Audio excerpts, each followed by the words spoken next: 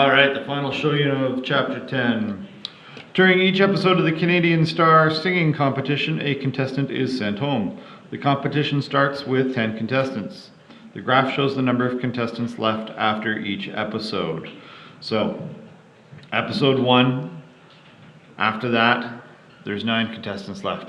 Because episode 1 we lose 1, so we go from 10 down to 9. After the second episode, we're down to 8. And after each subsequent episode, this number should drop 1 each time. So 8 down to 7, 6, 5, 4. So that's the trend that we're seeing. And if you look at this graph, 9, 8, 7, 6. On episode 4, we're at 6. So that's graphing this information here. Oh, that's episode 4, so that shows this one. There are 2 more points on your chart, so 5 and 5 is there, and 6 and 4 is there. So now the graph matches your chart. Describe the pattern of points on the graph. So again, this creates a straight line. The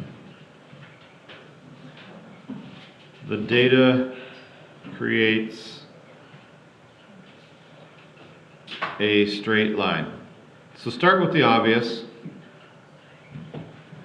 and then we can drill down to some more specific information beyond that. Now, the pattern that we're noticing here is as it goes from 9 to 8, that's 1, and it's going from 1 to 2, that's also 1. So it's creating a staircase again. And each drop is worth 1 and each side number is worth 1. Now notice, each down is worth 1, right is worth 1. They're different sides. This is a half square, this is a full square. That's because our scale is different. Here each line represents 1. Going this way, each line represents 2. So it's half the size. But that's okay. You can have different scales on your different axes.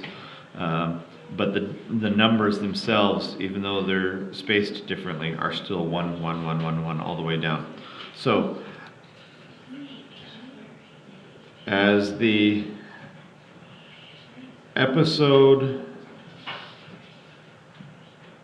number increases by 1, and that's to the right,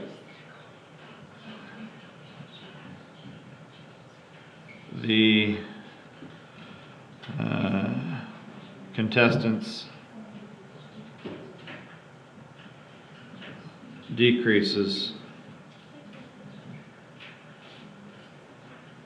by 1, and that's down.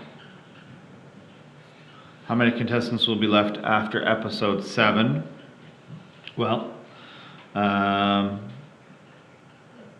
we can follow the chart and see that the next one is going to be a 7, 5, 6, 7, and this is going 5, 4, 3. So after that, there's going to be 3 after episode 7. You can do it that way, or you can go to your chart, and if in fact you did draw a line,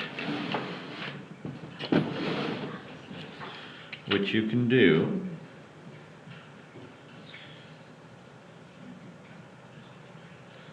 but I would make a dotted line in this case, because again, you can't have half contestants or even half episodes for that matter.